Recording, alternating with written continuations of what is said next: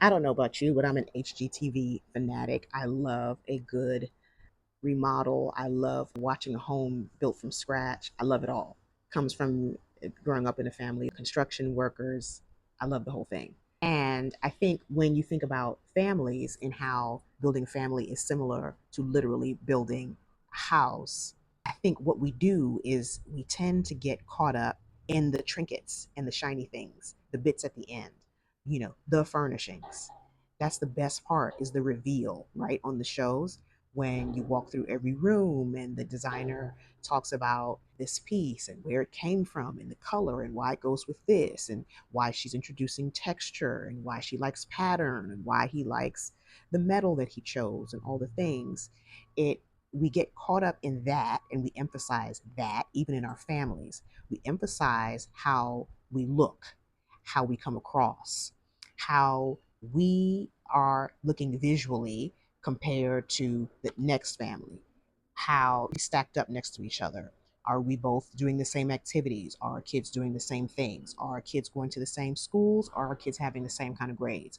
Are our kids doing all of the activities that exist in the world? And are our daughters getting their nails done? And are they getting their lashes done? Because so and so, like we get caught up in all of the externals, in the appearances, in the performance of the family on the world stage, how the family performs and how we look compared to other people, what are we achieving.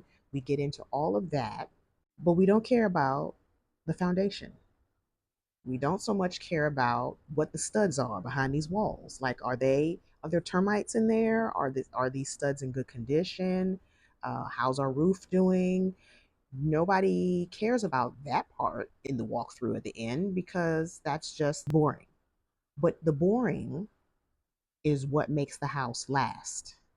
The boring is what makes it possible for you to enjoy all the trinkets on the inside, all the pretty.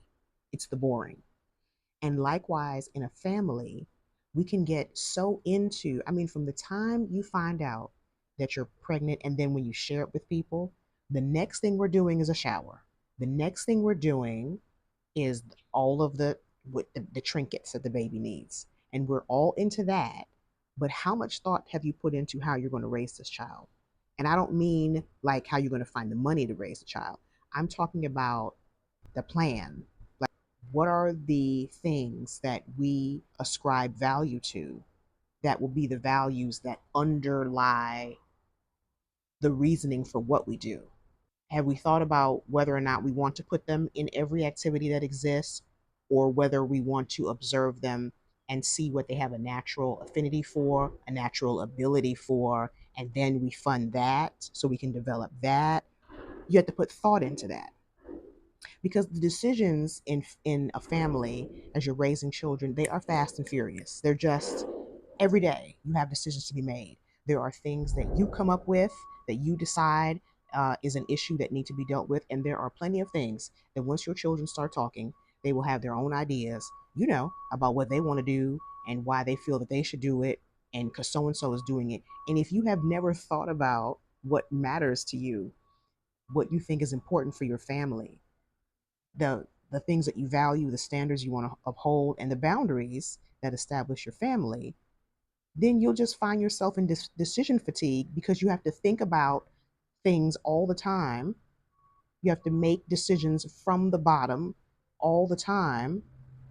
And then what happens is you just start saying, sure, yep, whatever, because you just want to stop. Like, you are making decisions. If you're grown, you're making decisions all the time for the actual house that you're maintaining, for the job that you're working, for the people that you're responsible for, whether it is your children or it's also now your parents, the decisions regarding yourself, your own health, your own sanity. At some point, you want some decisions to be a bit more autopilot. And in the previous video, I talked about how having an aim for your family, having, thinking about what the foundation of your family will be, and the structure, the the boundaries that exist for your family. That takes, if you do that, that takes a lot of the decision fatigue away, because when the possible answer to the question involves violating the foundation of your family or violating the boundaries that have been established, then it's a no-brainer. It's a quick answer. It's nothing to consider because I've already put thought into this. And what you're asking to do does not go along with what I have envisioned for this family, what we stand for, the values that we stand on, the boundaries that we establish that both make it safe for us to move about comfortably in the cabin, but also say to things outside of our family, no, that's not welcome in here. We don't get down like that, so we're not opening the door to that in this family.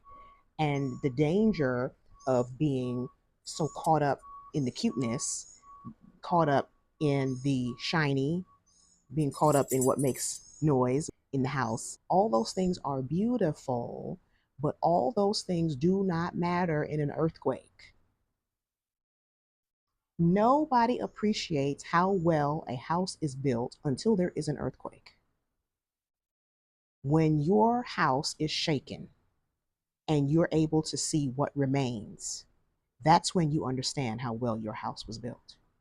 And when your family is shaken, because you know life is out here happening to all of us, as you know, life is happening. And when your family is shaken, when something happens that nobody was expecting, nobody was planning for, with all the aiming and the visioning and all the things I talked about in the last video, we didn't think that was going to happen. But you understand the value of what you did prepare and plan for.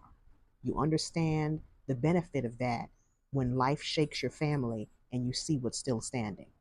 And it's not going to be whether or not they're in a new sport every 5 minutes or in three sports at the same time.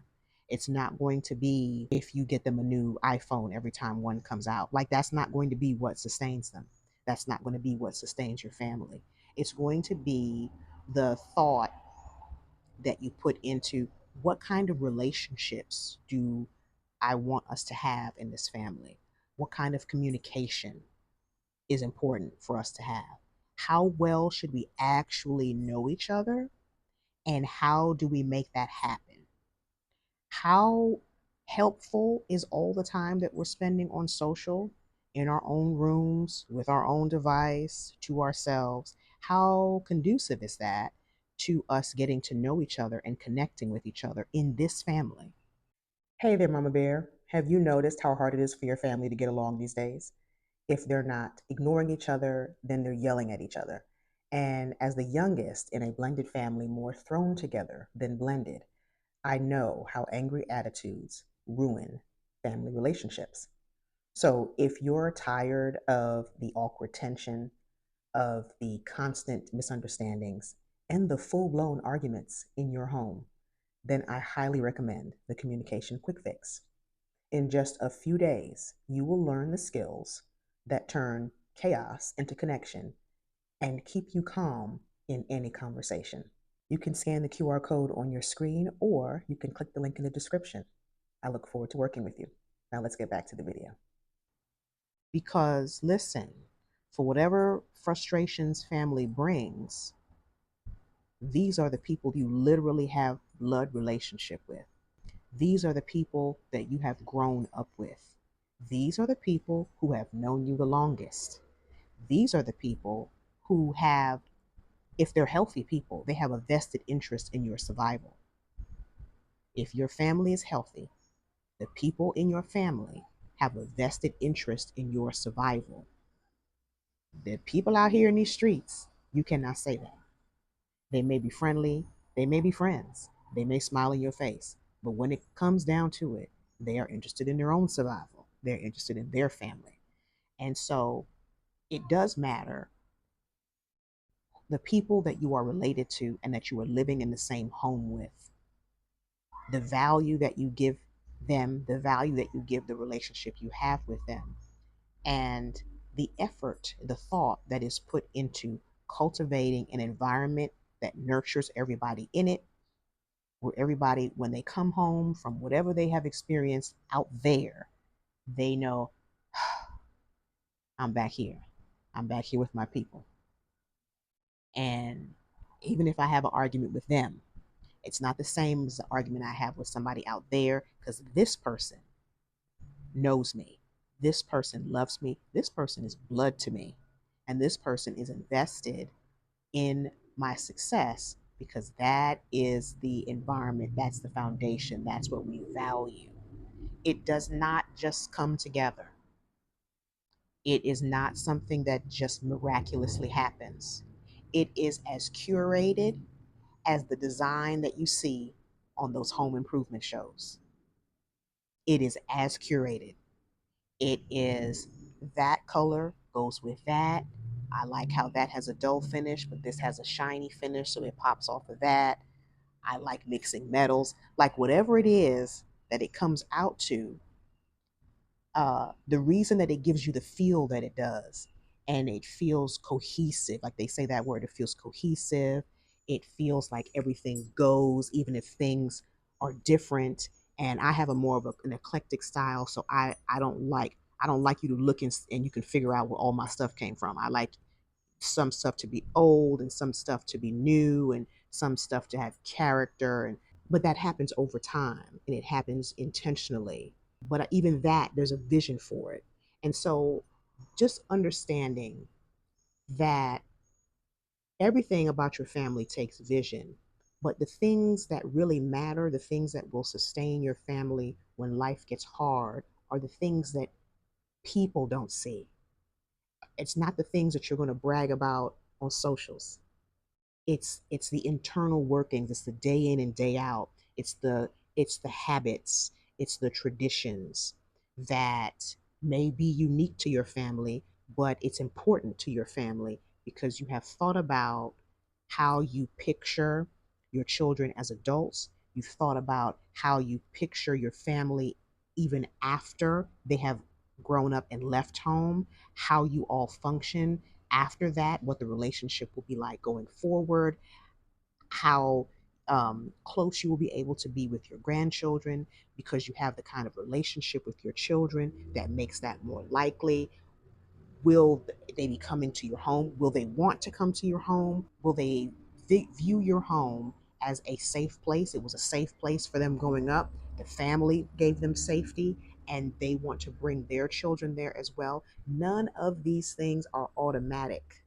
None of these things are owed to us.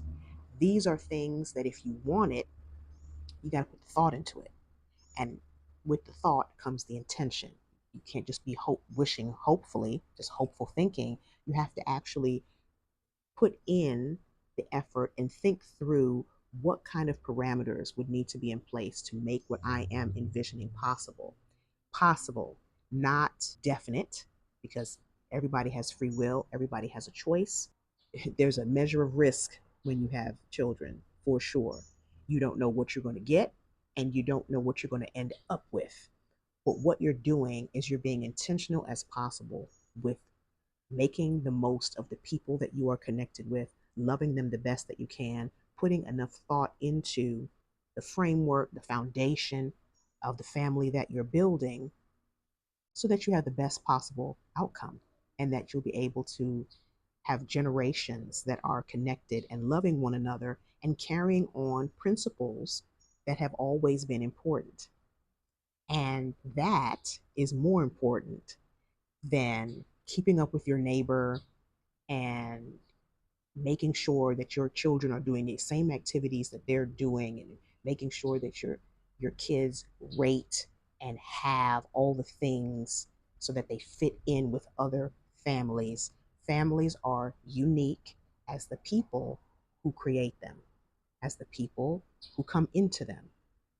There's no such thing as carbon copy families, but you can have in your family and in your bloodline, you can have a direction, a goal, an aim that you're working towards. And that's part of the pride of being in your family. That's part of what makes you stand out. That's part of what makes you special. And that's part of the contribution you make to society at large. It is the variety of families with our different cultures and traditions and values that we hope add to a larger narrative that says, hey, we're not exactly the same, but I kind of like what you're doing there. I might borrow that. And then they're like, I like what you're doing. I might borrow that. But what we're doing, hopefully, the mindset that we're all developing, if we're intentional about it, is that we are living peaceably with each other as much as possible. And really, the only way to do that is to first have structure in a family. For people to live peaceably in a society, they have to learn how to live peaceably in a family, and family is where that's cultivated. So, thank you for joining me. If this is our first time crossing paths, I'm Vanessa. It's nice to meet you. I'm a pediatrician. I'm a stay-at-home mom for over 20 years, and I love talking with moms like you who are a little skittish about this whole motherhood thing, who feel timid, who feel overwhelmed, and I just help you wrap your mind around it so that it's more manageable.